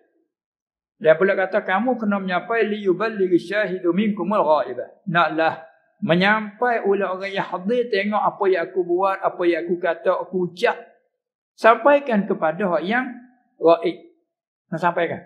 Sebab farubba, maka barangkali muballighin, orang yang kena sampaikan walaupun dia tak sempat dengan masa aku, tapi dia orang kemudian. Tapi mu menyampaikan dia boleh terima penyampaian daripadamu. Terkadang orang yang kena menyampai lebih fiqh, lebih alim, lebih faham daripada orang yang lalu itulah sampai. Hanya sampai tengok pada imam macam Imam Abu Hanifah, Malik, Syafi'i, Hanbali. Mereka ini orang tabi'in. Tak sempat lihat Nabi SAW. Tapi hadis apa melalui sahabat, melalui tabi'in. Dengan dia fiqh boleh waktu berhukum bagaimana. Istinbat. Man qadara ala istinbatil ahkam minal Quran wal hadis.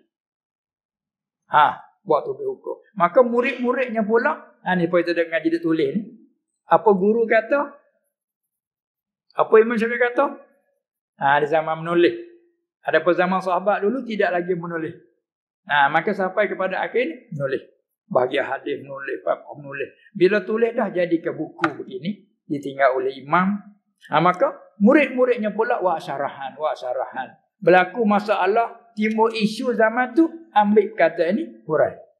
Timbul isu ini, ambil ini, hurai. Itu menjadikan syarah, hasiah. Sampai kepada kita ni, macam kebun, macam laut.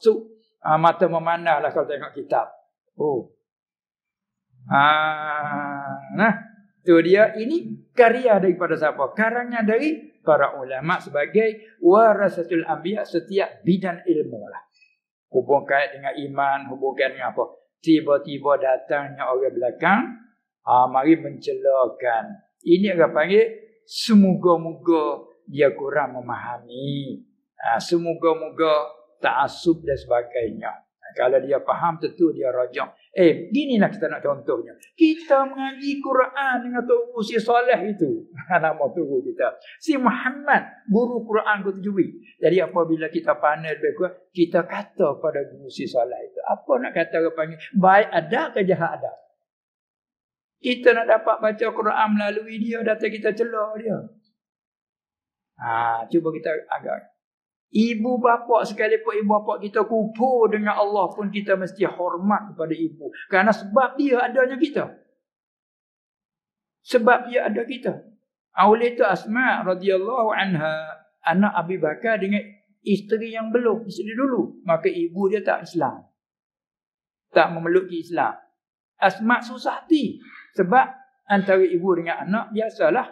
Dia ada ikatan kan. Kasih mesra dari segi talian tu. Maka ibu selalu mengziarah Mak Asma, anaknya.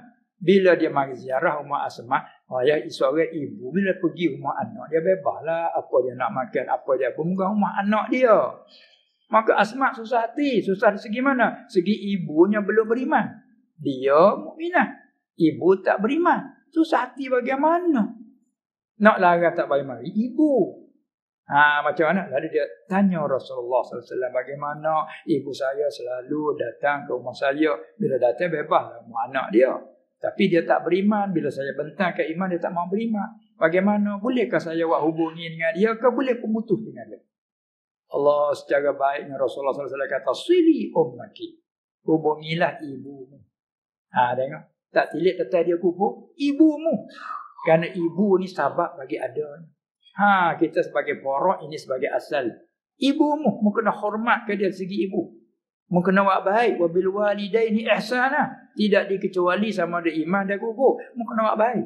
Tapi di segi ta'at, lain. La ta'ata li makhluqin fi ma'syatil khaliq. Wa in jahadaka ala an tusyrika bima laysa laka bil ilm, fala tuti'huma.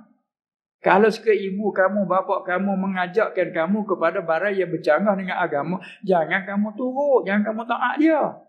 Tapi dari segi buat baik, mu kena buat baik dia. Mu ada ziarah dia, bawakan buah tangan ala qadar, dia mari mulayan baik. Bapa, dia ibu. Tengok Islam ajar cukup baik. Tu kukuh. Apalagi ulama lebih pada ibu bapa kita lagi kerana abu roh. Mereka ini mendidik roh. Ini bawa kepanjangan kita pada akhirat. Bapa saja dengan bapa, pupu, anak, bima. Akhir bercerai. Sama-sama kupu. Akhir tak boleh tolong-menolong. Yauma yafirul mar'u min akhi. Wa ummihi wa abi. Wa sahibatihi wa bani. Anak dengan ibu. Lari. Asing tak boleh tolong-menolong. Tapi kalau anak Muslim mati Islam kecil, anak boleh syafaatkan ibu bapa. Dan ibu bapa yang soleh, anak kurang soleh, boleh disyafaatkan. Ada ketika diizin syafaat. Apalagi ulama lebih hebat lagi, boleh mensyafaatkan. Nanti kita mencela, orang panggil dia cari penyakit. Cari penyakit tu. Itulah orang yang boleh mensyafaat selain pada para nabi, para ulama boleh syafaat. Para awliya boleh syafaat. Itulah nanti kita mencela. Sedangkan kita lupa kita nak dapat ilmu dari siapa? Dari mana? Sedangkan kita kena kita mutalaah, kita penuh. Datang tak mau pakai ulama macam mana? Kita dah ambil dari mana? Adakah tahu sendiri? Itulah dia ingat. Ini pada di zaman akhir. Sebab itu dah datang pada hari pun disebut. Ingat di akhir zaman, apabila lahirnya orang yang di akhir zaman melaknat, mencela ke orang yang dulu. Ketika itu siapa yang diam, yang ada kebolehan, tidak memberi jagaan, maka kata seolah-olah merupakan dengan kita menghinakan sunnah Rasulullah SAW. Jadi demikian, apabila berlaku demikian, kalau kita bertemu, kita nasihatkan, jangan begitu. Kita nak boleh pandai tahu dari mana. Sepatut kita terima kasih. Orang tua kita tinggal kebun getah, kebun apa segala, kebun kelapa sawit dan sebagainya. Kita dengan tidak titip belah pun, dia meninggal, sepatut kita belah, kita sambung bercara jadi baik. Pasal ni terima kasih kebun dia ditinggal oleh nenek moyang kita. Kita hanya sambung je.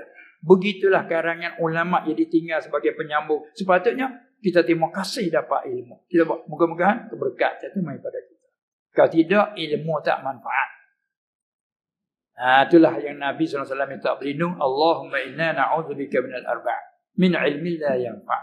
Daripada ilmu tak beri manfaat. Ilmu ada, pandai je bercakap, tapi tak beri manfaat. Itu takut. Rabbi zidni ilman. Ay ilman nabi'an. Itulah.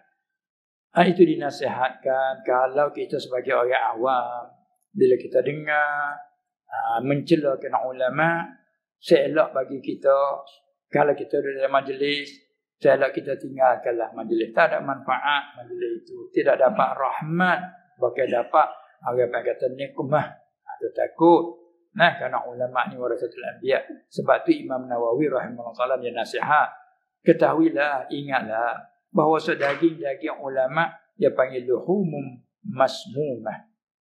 Daging ulama diibaratkan daging mempunyai racun. Daging yang beracun, siapa berani makan? Ni kalau air ni diangkat, tapi tahu-tahu kata ada orang bubur racun. Siapa berani minum? Kalau tak tahu minum. Kerana tak tahu. Tapi kita tahu dah. Kita tengok orang bubur racun atau apa pun, ada orang cerita kata ada racun. Kita tengok-tengok, nampak ada. Tak berani kita nak minum kerana membahaya. Demikianlah daging je kita beli di kedai-kedai, tapi daging memasukkan racun. Kita tak berani makan. Tengok sayur-sayur kita nak beli di kedai. Siapa balik buah-buah yang kita beli, balik mai kita rendam air dulu. Basuh lagi. Apa? Kerana ada takut ada racun jadi sembuh ubat untuk asalnya nak menghilangkan ibu-ibunya. Maka sembuh. Maka kita basuh. Maka daging ulama ini daging mempunyai racun. Bila daging mempunyai racun, kalau kita makan dia berbahaya lebih pada makan daging tak beracun. Jadi apa maksud? Kerana mengupak celok itu merupakan makan daging. Tak dalam Quran sebut, wala yaghtab ba'dukum ba'dha. Jangan mencela oleh mengupat maki oleh setengah kamu akan setengah yang lain. Maka Allah Ta'ala bentuk berbanding, ayuhibbu ahadukum ayyakula lahma akhihi maita. Adakah suka seorang kamu makan daging saudaranya yang mati? Suka tak? Jawab, fakarihtumu. Dia menyatakan, maka tentu kamu bencinya. Kamu tak setuju, tak suka makan daging saudara pula yang mati. Tak suka makan daging mati. Yakni mengupak ini ibarat makan daging.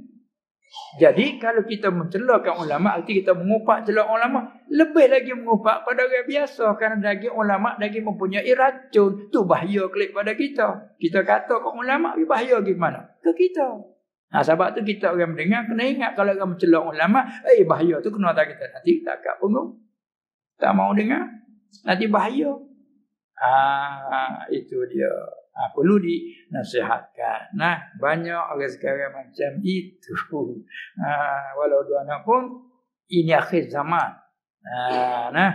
Semoga-moga diselamat kita. Semoga-moga dimanfaat ilmu yang kita dapat walaupun sedikit. Masa je sekejap kita belajar dengan guru-guru. Semoga ilmu itu dapat manfaat. Bila manfaat macam ni, dibandingkan ilmu nur. Al-ilmu nur. Wa nurullahi la yuhda li'asi. Ilmu bagaikan nur, cahaya. Cahaya Allah tak hadiah beri kepada orang yang derhaka. Kalau beri pun, beri bagi istidrak.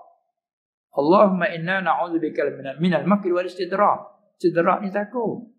Bagi kekayaan, tapi dalam kekayaan melalaikan. Bagi ilmu pandai, tapi pandai itulah membahaya, melalaikan kita, na'udzubillah, menyombongkan diri, mengujuk, memperasakan sebab kepandaian. Sebab tu setengah pada hadis sebut, i'jabul mar'i bi ra'yih. Perasaan seorang dengan pendapatnya. Saya pendapat begini, tak saya ulama punya pendapat, kami pun punya pendapat, sama je kami. Sama pada badan, pada manusia. Sebagaimana Nabi jawab SAW ketika dia kata ke dia, kamu manusia seperti kami. Qul, kata Muhammad, innama ana basyarun mithlukum. Ya, sesungguhnya aku ini, hanya aku manusia seperti kamu. Betul, kata aku manusia. Aku manusia seperti kamu. Tapi yuha ilayya. Kan ada orang kafir tak percaya pada Nabi kerana atas alasan manusia. Abasyarun yahdunana. Sudah cerita masa Nabi dulu duduk berdakwah, Nuh duduk berdakwah. Kau tak terima, dia kata, kamu manusia seperti kami. Dia. Macam banyak tu. Abasyarun yahdunana.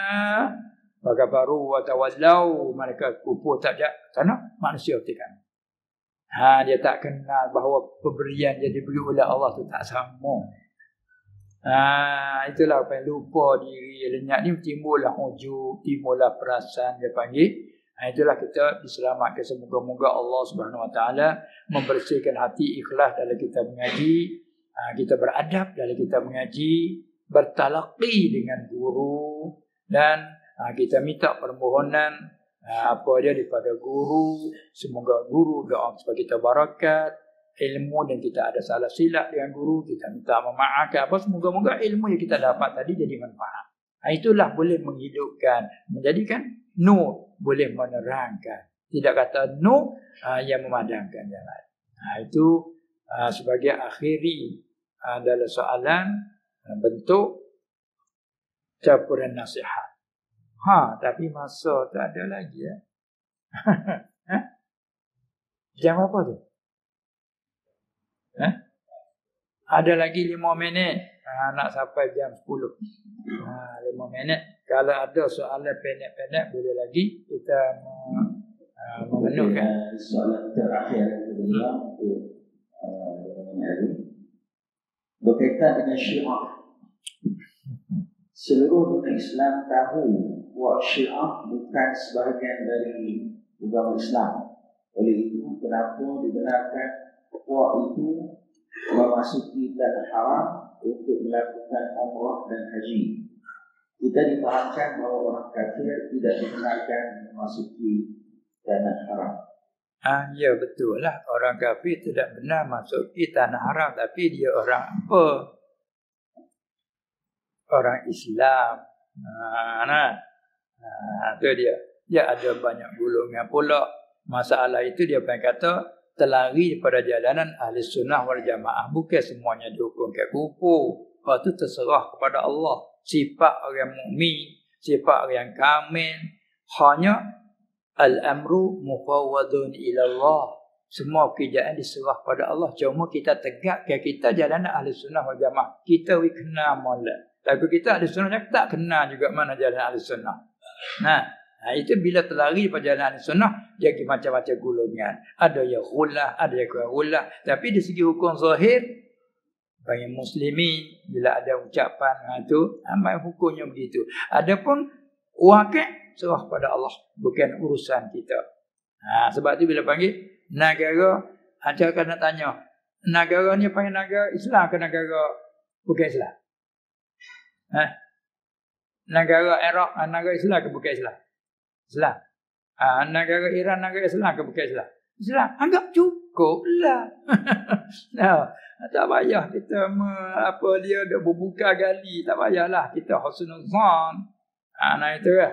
Kita hanya berfikirlah untuk kita. Ini kadang-kadang kita menyentuhkan bukan-bukan. Kita duduk situ. Itu salah pada Allah Subhanahu Wa Taala. Kita hanya alaikum bi sunnati wa sunnatil khulafa'ir rasyidin. Lepas tu di antara tempat perselisihannya antara lain kita tergolong dalam pegangan kita macam mana? Ashabi kan nujum atau ahli sunnah wal jamaah pegang semua sahabat seperti bintang di langit. Bi ayyihi muqtadaitum ihtadaitum. Itu kita ahli sunnah. Tadi kita mengaji apa makna sahabat. Mengaji makna sahabat juga tu.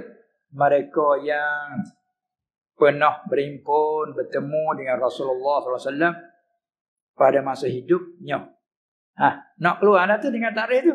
Keluarnya, kalau orang yang tak pernah bertemu, tak pernah jumpa dengan dia, tak masuk dalam takrif sahabat. Hanya orang yang ada dengan orang yang berjumpa dengan orang yang pernah berjumpa. Panggil tabi'in pada istilah panggil.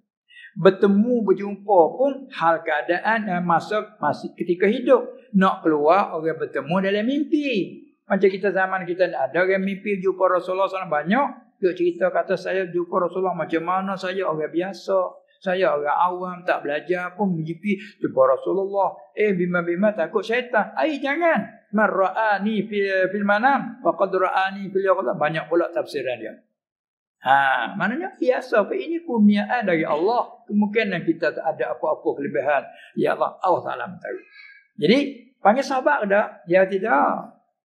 Tak panggil sahabat. Kerana takrif nak panggil sahabat bertemu semasa dia hidup. Baik. Lagi pula bertemu saja tak panggil sahabat. Hal keadaan beriman dengannya. Tengok Abu Jahal. Duk perang dengan dia. Panggil sahabat ke tak? Tidak. Walaupun beliau tu bertemu dengan Rasulullah. Berjumpa selalu. Tapi tidak beriman. Tak masa dia tak ada sahabat. Lepas tu main khilaf ulama. Bila beriman adakah syarat berpanjangan dalam iman? Kata setengah iya. Jadi kalau murtad tak panggil sahabat. Sahabat seperti Ibnu Khattal. Beriman. Akhir jadi murtad. Maka keluar daripada sahabat. Itu takrif sahabat. Apabila sahabat, hukumnya apa? Semua sahabat udul. Yang adil semuanya. Sama ada yang alim, tak alim. Bila kata sahabat, udul. Kalau kami mengaji ilmu hadis, sekalipun tak sebut sahabat majhul, dia panggil. Sebab ada seorang pernah tanya Rasulullah SAW. Ditanya ke Rasulullah, yang menanya tak rakyat. Siapakah nama yang menanya? Sekalipun sahabat. Bila dia sahabat, cukuplah. Ternyata sahabat tu adil. Ashabi kan nujum, segala sahabatku seperti bintang di langit. Bi ayyihi muqtadaitum, dengan mana satu kamu ikut, tadaitum mendapat petunjuk. Lepas pada tu pula, kita mengaji pula. Sahabat terutama sekali siapa dia? Abu Bakar. Kemudian Umar. Kemudian Uthman. Kemudian Ali. Itu di jumhur. Ada juga mengatakan kemudian lepas ada Umar, Ali, ada Uthman.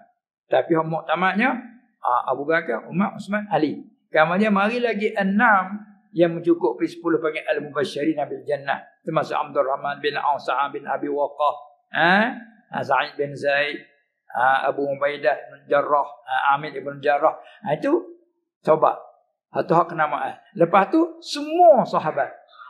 Kita kena iktikad adil semuanya. Sekalipun mereka berselisih dalam ijtihad, seperti Ali berperang dengan Muawiyah, dengan Aisyah lagi.